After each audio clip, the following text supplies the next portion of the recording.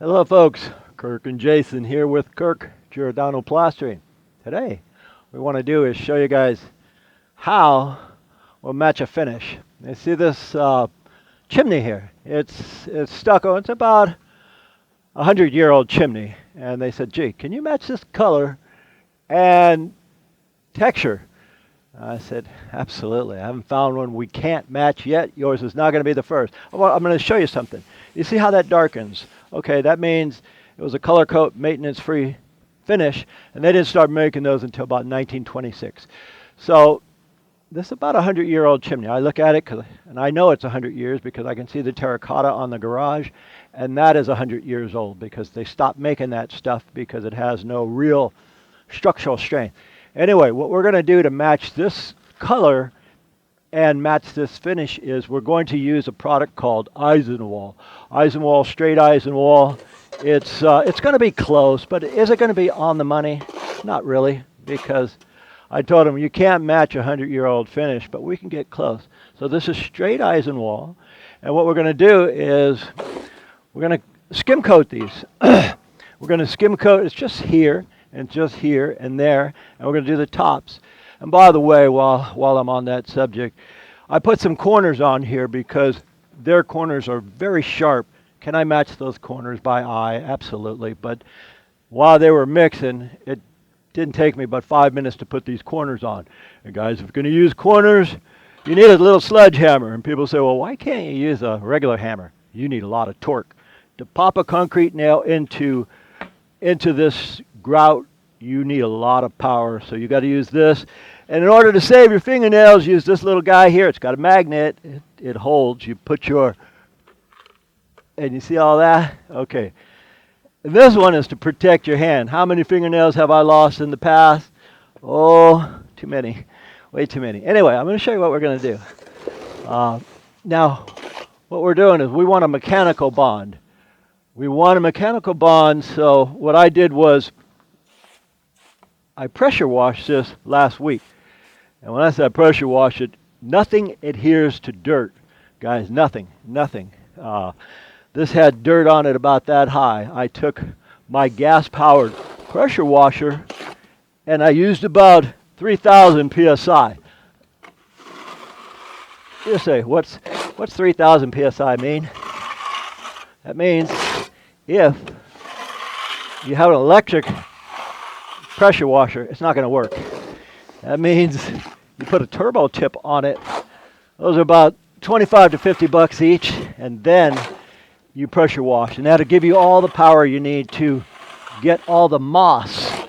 You got moss, you got gunk, you got dirt, dust, grime, all that stuff, because unless you get all that stuff off, this right here will not adhere. How important is that? That's everything.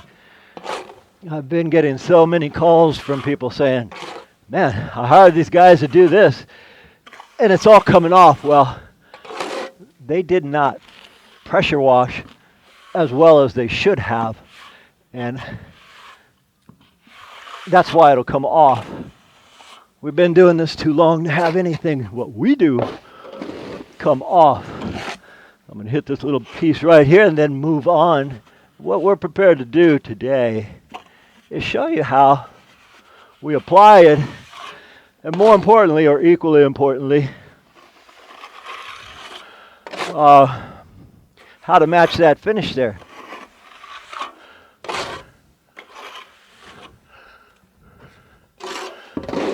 What you want is rich mud.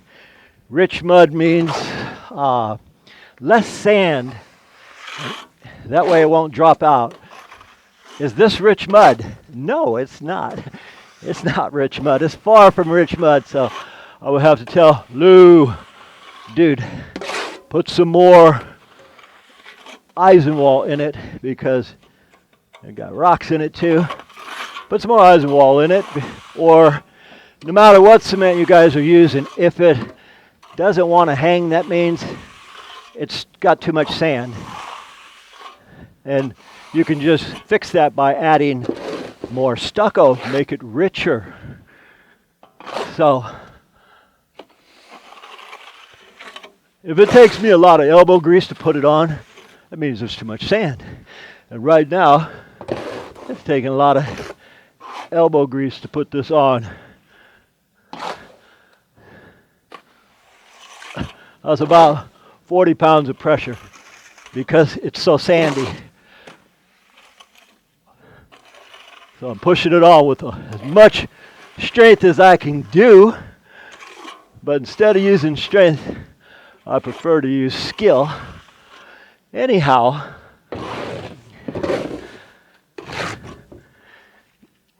this is going to be their finish also, guys. That just means that they don't have to ever paint this. It's like a brick. When a brick gets wet in the rain, it darkens. But when drier conditions return, rocks, it turns back to its normal color. So, why has that lasted 100 years and it's still on? Because it has a maintenance-free color finish on it. Just like this will be. They'll never have to paint this. What we're going to do is allow this to set. And with Eisenwald, it sets in a matter of minutes, guys. Depends. I had my brother put a few retardants in this because I don't want it to set too fast. So I've got about a half hour to play with this. Anyway, I thought I'd show you just some of the applications. And guys, if you're going over cinder block bricks and you're putting it on and it takes a lot of pressure, I mean, you're using all your muscle, all your strength, that means add some more cement or plaster, hydraulic plaster, Portland cement, and less sand. Anyway, I'm going to get another bucket here, and when we next show you guys, we'll have all this skim coated, and I'll explain a little bit more on how we match this finish. All right, guys, to remind you, maintenance free because it darkens like a brick. You never have to paint that. That hasn't been painted in 100 years. Okay, now we're going to float this. These are floats, guys, hard rubber or polyurethane floats. Can you use this plastic float that is very common in the UK? Sure. You can use it. I prefer these because they bend in the right direction. I catch my own guys doing this. They'll take it and they'll shave the wall, and that loosens this up. If that loosens it up, now it's bent the wrong way, so when you're trying to float, they don't work. These are throwaways. They're like $5 to $8 each. If you use it right, it'll last you a few months. But you can't watch a whole crew. Anyhow, this is the float I'm going to use to match that. Can you use this brick layers float? You could, but it'll bring too much sand out. This right here is used for compacting. You put your scratch coat in the brown and you compact it. It's less likely to hairline if you compact it. So now, to match that finish right there, you could see they troweled it on. And they left it for 100 years. Now that 100 years, the rain hit it and kind of washed it. It gave it a smoother appearance, so we're going to try to match that as best as possible. So we'll take the hard rubber, polyurethane, and all we're doing now, guys, is compacting it. We're compacting it so that not too much sand is brought to the surface. If I use the green sponge float or the yellow, they're both the same, it'll bring way too much sand to the surface. We don't want too much sand to the surface. So say, for example, that right there, that's about it. And if I want less sand, I let that dry and I hit it again. And I'm just going to shave the back here because we don't want all that excess. So again, if you want more sand, you use a sponge float and you bring that aggregate out. If you want less, you let that sit. And if I hit it again, it'll be more compact and the sand granules will go deeper inside.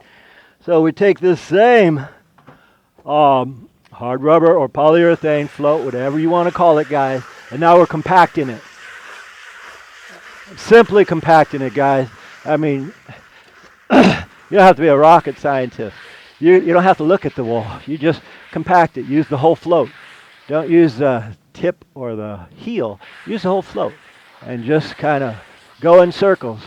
You go in circles and you're compacting it. And it doesn't take a whole lot of strength if you don't allow it to get away. Now, if I allowed this to get away, I'm not strong enough to bring it back to life. If it turns that color there really light, that means it's already set. And if it's set, I am not strong enough, nobody's strong enough to bring this stuff back to life. Earlier when I was showing how we would put it on, what we did was we added a little bit more cement, because like when we do ceilings, when we do a ceiling, the gravity is against us. So what we want to do is make that richer so it sets faster and it's more gluey. And as it's gluey and less sandy, it'll adhere to the ceiling. The same applies to here. We want it a little bit richer so that we can spread it.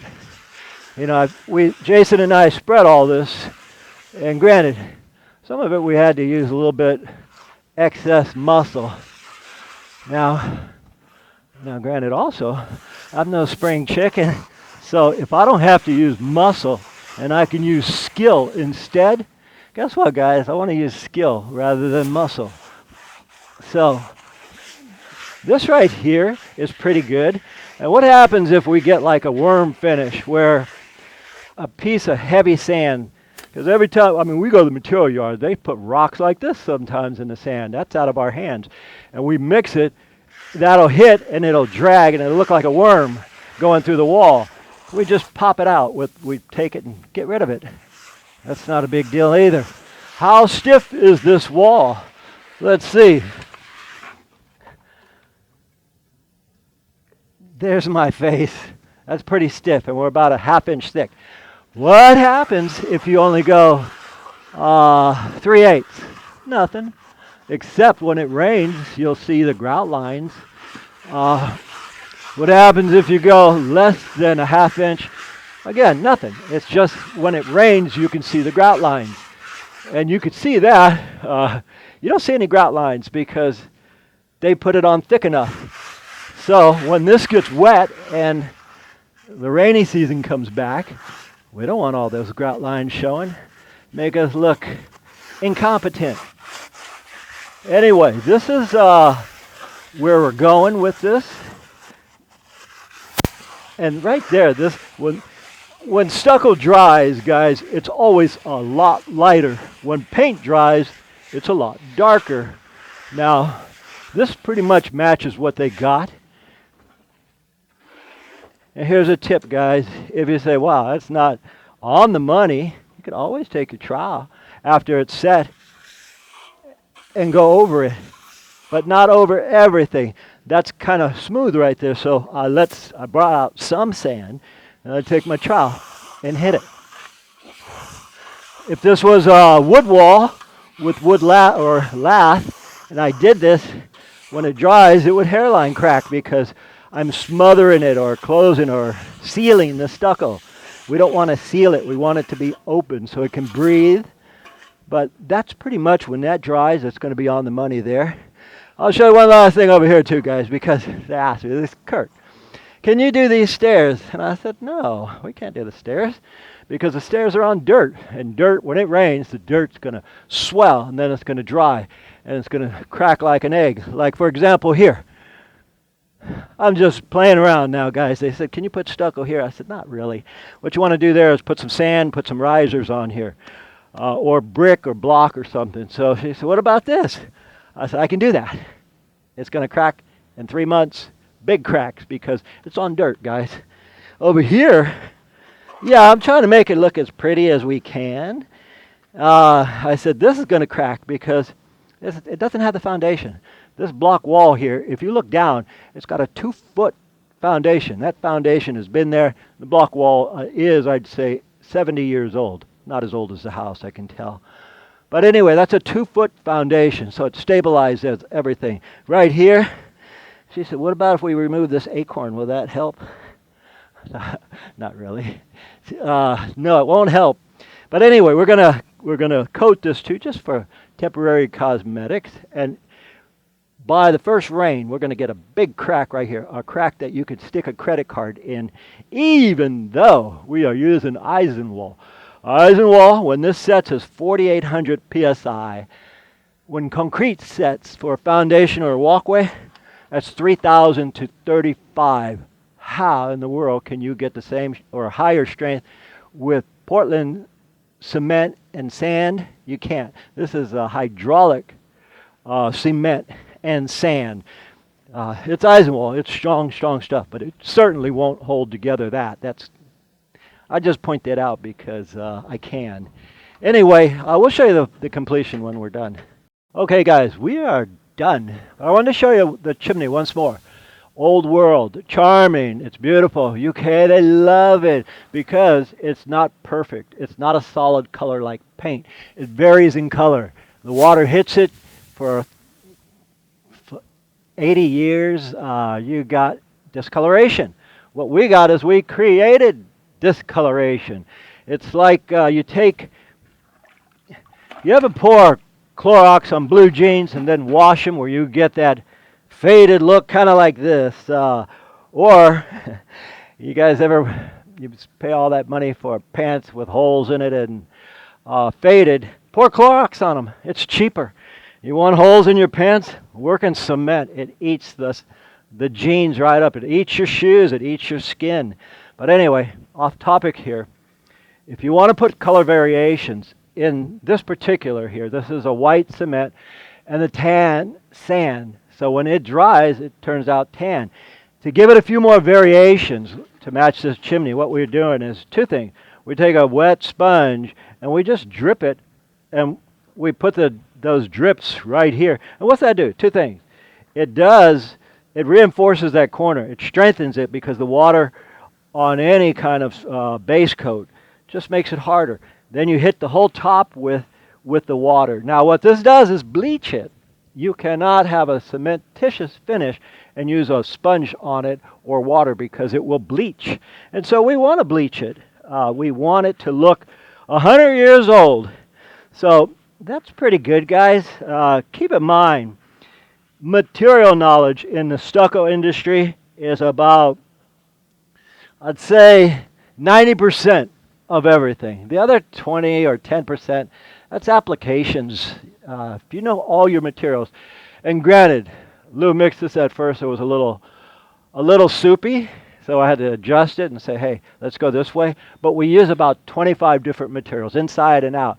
Last thing I'm going to point out, only because I can, is we stuccoed this. The only reason I did this is because there's an inch right here, there's 2 inches up there, and when it rains, it's just a big puddle. So I told her, this is going to crack, this is going to crack. It's all locked together now with some of the strongest stucco there is, but it's going to crack like an egg anyway. And she says, that's okay. We're going to put sand on the top, then we're going to put risers or stones or bricks or something. So we just give them a base and give them something so that when it rains, it's not such a big mud puddle. It'll come off and go down. Anyway, my name is Kirk. Jason on the camera. We thank you guys for watching, and as usual, we'll see you on the next one. Hi everybody, we reached the end of another video, which means I get to do the fun part. I get to say thank you all for watching. If you like what we do, please like and subscribe so we can keep making content for you. And as always, if you're looking to purchase any of the tools or materials you see us use in these videos, you can usually find those at your local plastering yard. Or, if you'd like to help support us in the process, you can buy them from our website, our Amazon affiliate links, and we'll make a little dough in the process there. More importantly, I get to introduce all you fine folks to the newest member of the Giordano Plastering clan. This is my lovely baby Avery, and of course my beautiful partner Sarah. And as you can see, we've already picked out Avery's first trowel, so when they get a little older, they can come to the job site and learn from their dad, and my dad, the plaster master, just like I got to. As usual, we thank all you folks for watching, and we will see you on the next one. Bye.